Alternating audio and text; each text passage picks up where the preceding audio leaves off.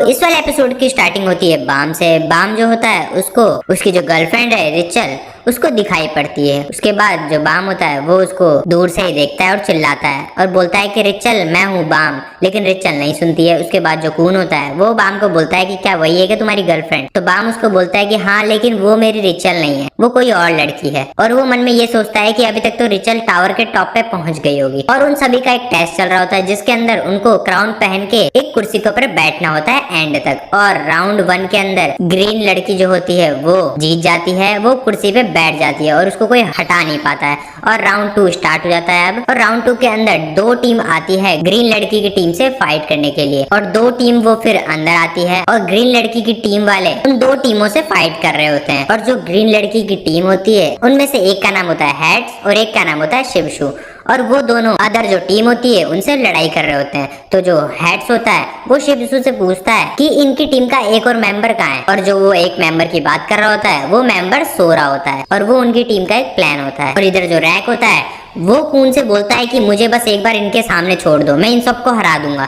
और जो कून होता है वो रैक को बोलता है कि हम अभी नहीं जा सकते, हमें कंडीशन आसान होने पे इस टेस्ट के अंदर पार्टिसिपेट करना होगा, अभी हम नहीं जाएंगे, अभी राउंड 2 ही चल रहा है और राउंड 5 तक चलने वाला है ये। उसके बाद जो उनकी टीम का एक मेंबर सो रहा होता है वो एकदम से उठता है और शिंशु जादू का इस्तेमाल करता है जो कि बहुत ही ताकतवर जादू होता है। और शिंशु जादू से वो ग्रीन कलर की जो लड़की होती है एनाक, उसके ऊपर हमला करता है। और एनाक वहां पे सो रही होती है कुर्सी पे, तो वो एकदम से जग जाती है और उस शिंशु जादू से बच जाती है। लेकिन इस वजह से जो एनाक होती है उसके बहुत ही तगड़ा वाला गुस्सा आ जाता है और वो अपनी तलवार से उन सभी के ऊपर हमला करने लग जाती है, जिससे सबके सब इधर से उधर भागने लग जाते हैं। और जिस जादू का इस्तेमाल एनाक इन सभी के लिए कर रही होती है वो जादू सबसे खतरनाक होता है और वो रूल्स के खिलाफ होता है। और इस जादू की भनक टेस्ट एडमिनिस्ट्रेटर को पड़ जाती है, जिससे जो टेस्ट एडमिनिस्ट्रेटर होता है वो गुस्सा हो जाता है। ये जादू रूल के खिलाफ होता है, जो भी इस जादू को इस्तेमाल करेगा वो डिस्क्वालीफाई हो जाएगा। और इधर एक और चीज हो जाती है, जो बाम होता है उसकी जो तलवार होती है ब्लैक वाली वो ऑटोमेटिक हिलने लग जाती है, वो आउट ऑफ कंट्रोल हो जाती है, जिससे वो उस तलवार को अपने हाथ में नहीं पकड़ पा रहा होता है। और जैसे ही उस ब्लैक तलवार के ऊपर जो कवर होता है वो हटता है तो उस तलवार की जो भनक होती है वो एनाक को पड़ जाती है। और इसीलिए जो एनाक होती है वो अपनी कुर्सी वाली जगह से हट जाती है और बाम के पास आ जाती है। और बाम से फिर वो पूछती है कि ये तुम्हारे पास ब्लैक तलवार कहाँ से आई, और बोलती है कि तुम इसके काबिल नहीं हो, लाओ मुझे दे दो। और ये बात सुन के जो बाम होता है वो शॉक हो जाता है और बोलता है कि मैं तुम्हें ये तलवार नहीं दूंगा, मुझे ये जहाज की रानी ने दिया है। तो इस बात का रिप्लाई देके जो ग्रीन कलर की लड़की होती है एनाक, वो बाम को बोलती है कि मैं भी एक जहाज की रानी हूँ, इसलिए मेरे पास ग्रीन तलवार है और तुम इस तलवार के काबिल नहीं हो, तो ये मुझे दे दो, और अगर तुम मुझे नहीं दोगे ना तो मैं तुम्हें मार दूंगी। लेकिन जो बाम होता है वो साफ साफ मना कर देता है उस ग्रीन कलर की लड़की को कि मैं ये तलवार तुम्हें नहीं दूंगा। और जैसे ही फिर एनाक को बाम के ऊपर गुस्सा आता है और वो उसके ऊपर हमला करने जा ही रही होती है अपनी तलवार से, जब तक पीछे से जो टेस्ट एडमिनिस्ट्रेटर होता है वो आ जाता है और वो उसकी तलवार पकड़ लेता है और फिर बोलता है कि तुमने रूल्स के खिलाफ अपने जादू का इस्तेमाल किया है। लेकिन फिर जो वो ग्रीन कलर की लड़की होती है एनाक, वो बाम को बोलती है कि हम ये क्राउन वाला जो गेम है वो वापस से कर लेते हैं, हम दोनों आपस में एक वर्सेस करते हैं, जो क्राउन को पहन के उस कुर्सी के ऊपर एंड तक बैठा रहेगा वो इस वर्सेस में जीत जाएगा। और फिर एनाक बाम को बोलती है कि अगर तुम क्राउन को पहन के लास्ट तक बैठे रहे कुर्सी पे तो ये मेरी जो ग्रीन तलवार है वो मैं तुम्हें दे दूंगी,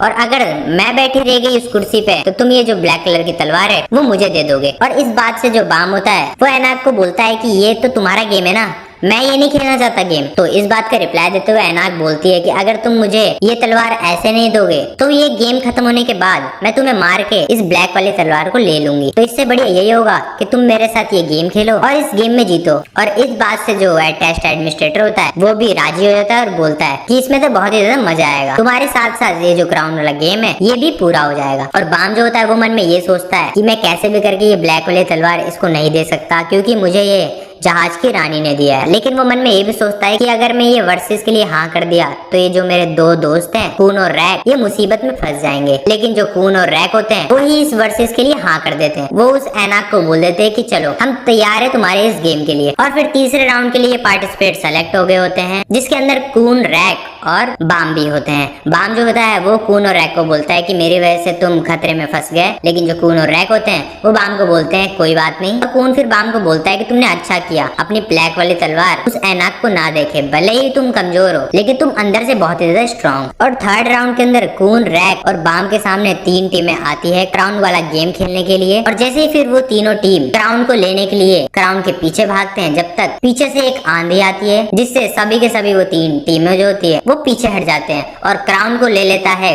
कून। और फिर जो कून होता है वो उस क्राउन को अपने बैग के अंदर डाल लेता है और बोलता है कि अगर तुम्हें इस क्राउन को चाहिए तो मुझे हरा दो और इस क्राउन को ले जाओ। और बाकी सब टीमें जो होती है वो इस बात से गुस्सा हो जाती है और बोलती है कि तुम चाहते हो कि हम तुम्हें हरा दे। और उसके बाद क्राउन के लेने के लिए कून के ऊपर बाकी सभी टीमें हमला बोलती है, लेकिन जो कून होता है वो सभी के सभी वार से बच जाता है। कून जो होता है वो बहुत ही ज्यादा चालाक होता है, तो थोड़ी देर बाद में जो कून होता है वो अपने बैग में से क्राउन निकालता है और साइड में दूर फेंक देता है और कुर्सी पे जाके खुद बैठ जाता है। और फिर मन में सोचता है कि मैं फालतू इस क्राउन को लेके डोल रहा था, अब इन सभी को क्राउन के लिए आपस में लड़ने दो। और फिर क्राउन के लिए जो बाकी सब टीममेट्स होते हैं वो आपस में लड़ते हैं और जो कून होता है वो कुर्सी पे आराम से बैठा होता है। और जो बाम और रैक होते हैं वो मन में ये सोचते हैं कि कून तो बहुत ज्यादा शातिर निकला। और बाकी सब टीमें आपस में लड़ी रही होती जब तक कून पीछे से बोलता है कि तुम्हें अभी तक कुछ समझ नहीं आया। और जैसे ही फिर वो टीममेट्स कून की तरफ देखते हैं, कून के पास एक और क्राउन होता है और वो देख के बाकी सब टीममेट शॉक हो जाते हैं कि एक और क्राउन कहां से आ गया। कून ने अपनी जादू की मदद से सेम टू सेम एक दूसरा क्राउन बना लिया होता है और बाकी सब टीममेट्स को चकमा दे दिया होता है। और फिर जो कून होता है वो बाम को कुर्सी पे बिठा देता है और तभी वहां पे एंट्री होने वाली होती है दूसरी टीम की, जो कि कून, बाम और रैक से लड़ने वाले होते हैं। और जो टीम अब उनसे फाइट करने वाली होती है उसके अंदर रिचल की तरह दिखने वाली एक लड़की भी होती है। और आप लोगों को क्या लगता है कि वो रिचल ही है